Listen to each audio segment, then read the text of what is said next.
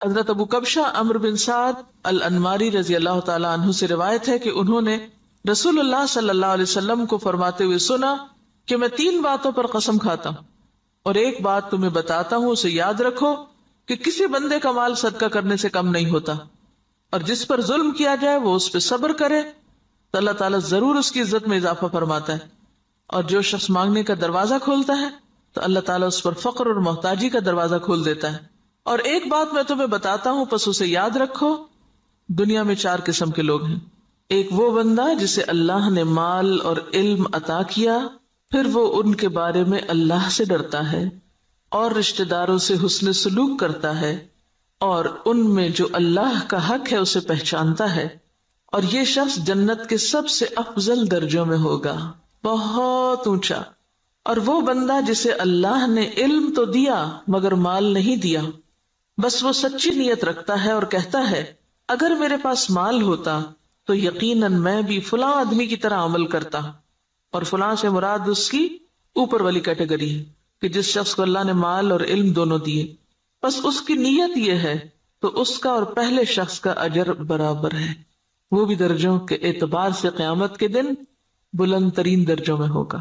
اور وہ بندہ جسے اللہ نے مال دیا اور علم نہیں دیا، بس وہ بغیر علم کے اندھا دھند طریقے سے خرچ کرتا ہے، اس کے بارے میں نہ اپنے رب سے ڈرتا ہے، نہ رشتہ داروں کے حقوق ادا کرتا ہے، اور نہ اللہ کا کوئی حق اس میں پہچانتا ہے، نہ اللہ کا حق دیتا نہ بندوں کا، تو یہ سب سے بدترین منزلت پر ہے۔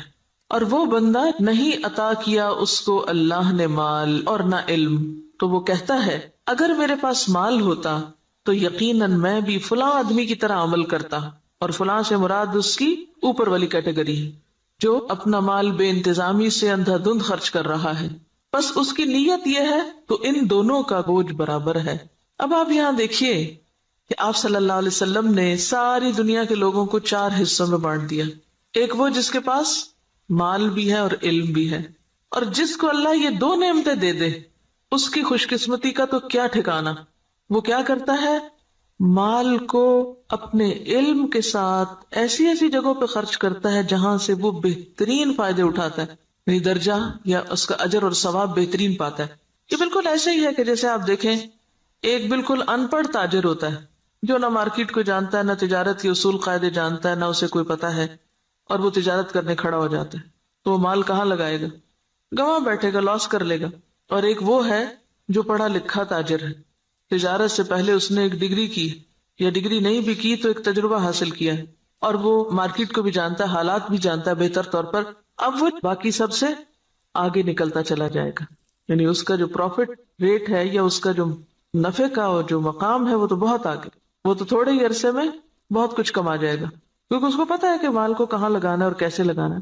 اس کے برعکس ناسمجھ شخص کچھ بھی نہیں کر سکے گا، مال ضائع کر دے گا۔ جیسے دنیا میں علم والے مال کو بہتر طور پر استعمال کرنا جانتے ہیں، اسی طرح دین کے علم کے ساتھ بھی انسان اپنے مال کی یا منی مینجمنٹ جو ہے اس کی بہترین حسن تدبیر کرتا ہے اور بہترین جگہوں پر خرچ کرتا ہے۔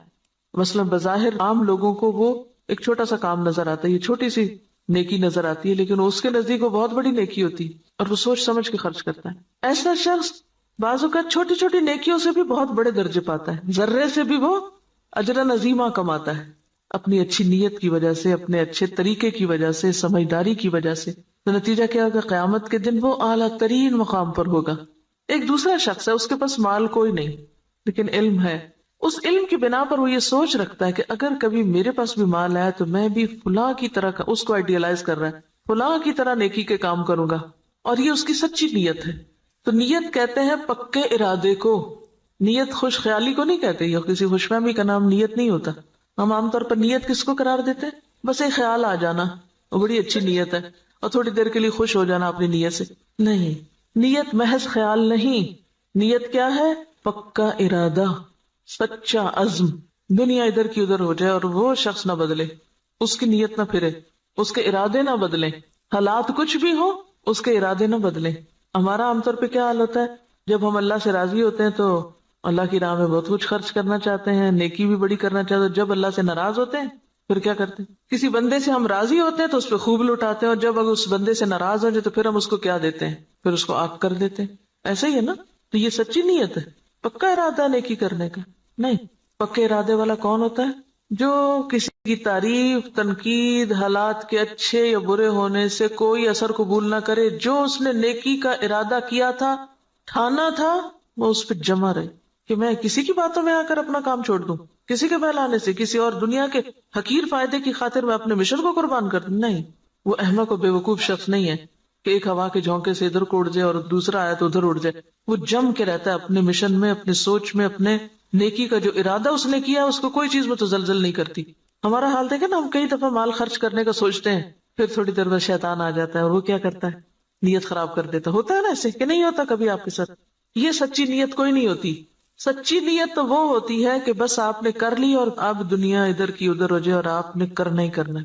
ایسی نیت اگر کسی کی ہے اور مال نہیں بھی تو اللہ تو نیتوں کو جانتا ہے نا. ہم عام طور پہ کب کہتے ہیں اللہ نیت جانتا ہے میری؟ صرف خود کو کور کرنے کے لیے. ایسے شخص کو اللہ تعالیٰ بغیر کچھ کیے بھی وہی درجہ دے گا جو ایک کرنے والا کر کے لے رہا ہے. محض نیت کی سچائی کی وجہ سے، ارادے کی پختگی کی وجہ سے، خیر پر استقامت کی وجہ سے. تو یہ چیز دین میں بہت ضروری ہے. تیسرا وہ شخص ہے کہ جس کے پاس مال ہے، علم کوئی نہیں. اب یہ الٹ گیا قصہ.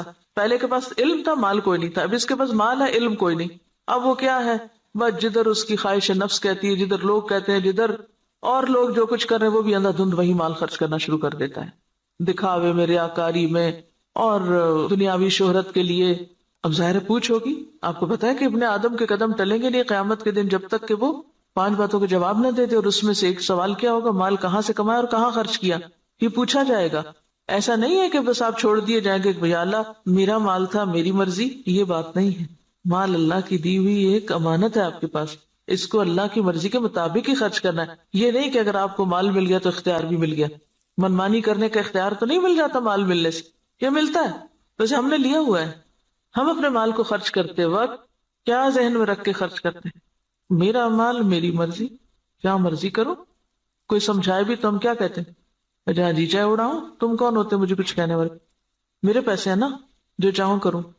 اور وہ اس کی نیت کیا ہے؟ کوئی اس کی نیت نہیں. خاص طور پر جو حدیث کے الفاظ ہیں نا قابل غور ہے. لا يصل فيه رحمه ولا يعلم لله فيه حقا. نہ رشتہ داروں کو دیتا ہے اور نہ اللہ کا حق پہچانتا ہے، نہ فی سبیل اللہ خرچ کرتا ہے. یہ مالدار شخص قیامت کے دن سب سے بدترین جگہ پر ہوگا کہ جس کو اللہ نے دنیا میں مال تو دیا لیکن اس کے بس کوئی سمجھ نہیں ہے کہ اس نے اس کے ساتھ کرنا کیا ہے. اور چوتھا وہ ہے بدقسمت کہ جس کے پاس ہے بھی کچھ نہیں ہاتھ میں لیکن آئیڈیالائز اس کو کرتا ہے. ہی اس تیسرے شخص کو کہ جو غلط جگہوں پہ مال خرچ کر رہا ہے. عام طور پر ہم لوگ کس کی پیروی کرنا چاہتے ہیں؟ اس شخص کی جس کے پاس مال ہے اور وہ نیکی کے راستے میں خرچ کرتا ہے، یا اس کی جس کے پاس مال ہے اور وہ دکھاووں کے لیے خرچ کرتا ہے؟ انڈیا کا کوئی امیر ترین شخص ہے، وہ کہتا ہے کہ میں کھانا تو 2 وقت کا کھاؤں گا، لیکن اگر کوئی شخص اعلیٰ تعلیم حاصل کرنے کے لیے وظیفہ چاہے تو اپنے مال میں سے اس پہ خرچ کروں گا. تو یہ ایک ایسی مثال ہے نا کہ اس کے پاس ہے بہت کچھ لیکن وہ صرف ذاتی عیاشی میں نہیں اڑا رہا، وہ اعلیٰ مقاصد میں خرچ کر رہا ہے. اور لوگوں کے لیے ایک مثال یہ بھی، اور ایک وہ شخص ہے کہ جس کے پاس ہے اور وہ محض خواہشات کی تکمیل میں اور ذاتی خوشی میں خرچ کر رہا ہے. تو نتیجہ کیا ہے؟ باقی لوگ بھی اس کو آئیڈیالائز کر رہے ہیں اور وہی کچھ کر رہے ہیں. آج آپ دیکھیں کہ ہمارے معاشرے میں جس طرح نمود و نمائش ہو گئی ہے یا اس کے مظاہر جو نظر آتے ہیں، اس کے پیچھے کیا چیز ہے؟ فضول خرچی کے پیچھے کیا نفسیات ہوتی؟ دکھاوا اور نمود و نمائش کے پیچھے کیا ذاتی بڑائی کا جذبہ کہ لوگ مجھے بڑا مان لیں. تو قیامت کے دن ایسا شخص کہاں ہوگا؟ اخبث المنازل، اسفل سافلین، وہ سب سے نیچے ہوگا کیونکہ اس نے اللہ کی نعمت کا غلط استعمال کیا. تو ہم سب کے لیے کیا ضروری ہے کہ ہم اپنے اپنے طریقوں کا جائزہ لیں. کوئی پیسہ خرچ کرنے سے پہلے ذرا رک جائیں اور سوچیں کہاں دے رہے ہیں، کس کو دے رہے ہیں، کیوں دے رہے ہیں، کیا مقصد ہے، کیا نیت ہے، کیا ارادہ ہے. اور اگر مقاصد چھوٹے چھوٹے ہیں، صرف دنیا سامنے ہے تو چھوٹا دل ہے اور چھوٹی جزا ہے. اور اگر دل بڑا ہے، مقاصد بڑے ہیں تو ذات سے بھی کاٹ لیں گے، اپنے آرام سے بھی کاٹ لیں گے اور بڑی جگہ پر انویسٹ کریں گے. صرف زبان کے ذائقے پر ہی خرچ کرتے چلے جانا، صرف دل کے سکون میں لباس پر ہی خرچ کرتے چلے جانا، صرف اپنی ذات ہی کو یا اپنے ہی آرام کو دیکھتے چلے جانا اور دین کے اور اعلیٰ ترین مقاصد کو بھول جانا، تو دنیا میں بھی مسلمانوں کو کس سے دوچار کر رہا ہے. اب دیکھیے، ہم نے بہت اس پر پہلے بھی بات کی تھی کہ ترقی یافتہ قومیں، آپ کو پتا 40% تک ٹیکس ہوتا ہے ان کا، 40 بازوں کا 60% بھی ٹیکس ہوتا ہے، کہ آپ نے 100 روپیہ کمایا 60 روپے دے دیجئے گورنمنٹ کو، وہ آپ کے لیے سڑکیں بنائے، اسپتال بنائے، ریسرچ سینٹر قائم کرے تاکہ قوم ترقی کرے۔ ہمارا کیا حال ہوتا ہے کہ ہم جتنا بھی کمائیں وہ سارے کا سارا پلٹ کر اپنی جیب میں ڈالیں، گھر ہمارا محل ہو، سڑک اور گلی چاہے ہماری ٹوٹی پھوٹی ہو۔ اسی وجہ سے ہم اس حال میں ہیں کہ ہم بڑے مقاصد میں خرچ نہیں کر سکتے، اپنی ذات کے لیے اور اپنے ہی لیے، اور پھر اپنے اوپر خرچ کرنے کے لیے ایسے ایسے طریقے اختیار کرتے ہیں کہ جس سے اجتماعی فائدہ پیچھے چلا جاتا ہے۔ اب دیکھیے کہ ایک قطرہ جب دریا میں ملتا ہے تو کیا ہو جاتا ہے، وہ کیا کہلاتا ہے، دریا کہلاتا ہے، اور جب وہ صرف قطرہ رہتا ہے تو وہ اپنی انفرادیت بھی کھو دیتا ہے، اپنی آئیڈینٹی بھی ختم کر دیتا ہے۔ اگر ہم صرف اپنی ذات کو نمایاں کرتے رہے ختم ہو کے رہ جائیں گے، اور اگر ہم نے یہ سب کچھ اچھے مقاصد کے لیے اپنے آپ کو بھی اور اپنے مال اور اپنے اوقات کو بھی لگایا تو پھر اعلیٰ ترین منازل پا سکتے ہیں۔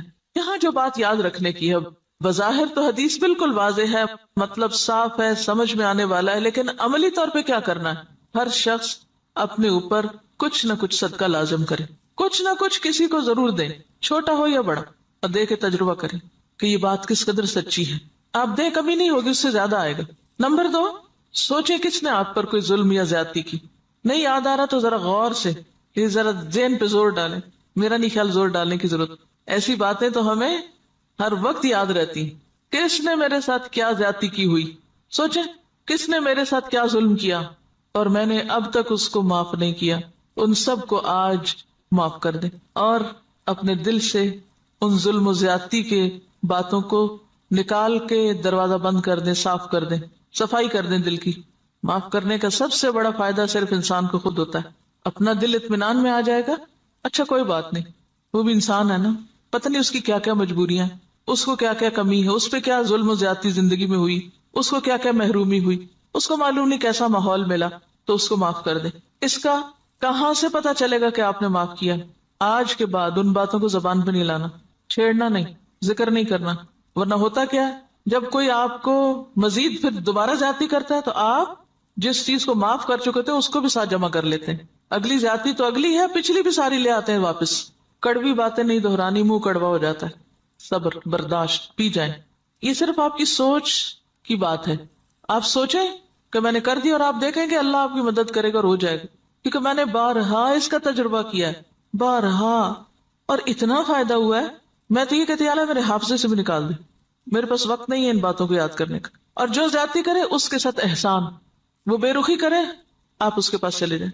ہے مشکل، لیکن نبی صلی اللہ علیہ وسلم نے قسم کھا کے یہ بات فرمائی ہے، اگر آپ کو واقعی آپ کی قسم پر اعتبار ہے، آپ یہ سوچیے مجھے اپنے پیغمبر کی قسم کا اعتبار ہے، اللہ میری عزت میں ضرور اضافہ کرے گا اگر میں دوسرے کو معاف کر دوں گا۔ اور یہاں صرف معاف نہیں کرنے کی بات بلکہ صبر علیہا، کیونکہ جب تک صبر نہ ہو، برداشت نہ ہو، معاف نہیں ہو سکتا۔ معاف کرنے کے لیے اسے پینا پڑتا ہے، جیسے دوائی کا کڑوا گھونٹ پیا جاتا ہے۔ اور اگر آپ یہ نہیں کر سکتے نا، پھر اپنی معافی کی بھی توقع کم کر دیں۔ آپ اگر دوسروں کو نہیں معاف کر سکتے تو مت پھر امید رکھیں کہ آپ کو معاف کیا جائے۔ اگر آپ واقعی چاہتے ہیں کہ اللہ آپ کی عزت میں اضافہ کرے، کیونکہ سارے کام تو آپ اپنی عزت ہی بڑھانے کے لیے کر رہے ہوتے ہیں لیکن الٹے کر رہے ہوتے ہیں، تو جو نسخہ نبی صلی اللہ علیہ وسلم نے بتایا ہے اس کو عمل کر کے ایک دفعہ دیکھیں۔ ہے حوصلے کی بات لیکن کر سکتے ہیں، ایسا نہیں کہ کیا نہیں جا سکتا۔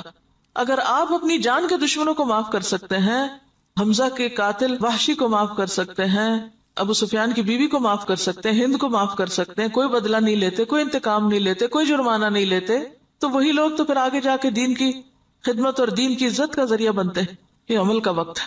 اور تیسری چیز، لوگوں سے توقع ہٹا دیں، لوگوں کے سامنے ہاتھ نہ پھیلائیں، لوگوں کا بھروسہ چھوڑ کے اللہ پہ بھروسہ کریں، اللہ کی طرف توجہ کریں، کیونکہ جب انسان لوگوں کے سامنے ہاتھ پھیلانے لگتا ہے، لوگوں پہ توقع رکھنے لگتا ہے، تو نتیجہ کیا نکلتا ہے؟ صرف مایوسی ہوتی، صرف حسرتیں ہی جنم لیتی، لوگوں سے استغنا برتے ہیں۔ کسی شخص کے بارے میں اگر آپ کا علم یقین کی حد تک بھی ہونا کہ یہ شخص میرے لیے برا سوچتا ہے، آپ اچھا سلوک شروع کر دیں، آپ کا حسن اخلاق اس کا ذہن آپ کے بارے میں ضرور بدلے گا۔ لیکن اگر آپ دوسری طرح معاملہ کرتے رہیں، دو چار تانے دے کے، دو چار پچھلی باتیں یاد کرا کے، شکوے شکایتیں کر کے، سوال پیدا نہیں ہوتا کہ خود بھی راحت پائیں اور دوسرے بھی آپ سے پائیں، اور آپ ان انعامات کو پا سکیں جو اللہ نے صرف ان قربانی کرنے والوں کے ہی لیے لکھے. پہلے حدیث میں مال کا صدقہ ہے، دوسری حدیث میں عزت کا صدقہ ہے، نفس کا صدقہ ہے. مال کا صدقہ پھر آسان ہے، عزت کا صدقہ مشکل. لیکن جو جھکے گا وہی بلند ہو سکے گا، اکڑنے والا کبھی بلند نہیں ہو سکتا. انک لن تخرق الارض ولن تبلغ الجبال طولا. سبحانک اللہم وبحمدک نشہد ان لا الہ الا انت نستغفرک ونتوب الیک. السلام علیکم ورحمۃ اللہ وبرکاتہ.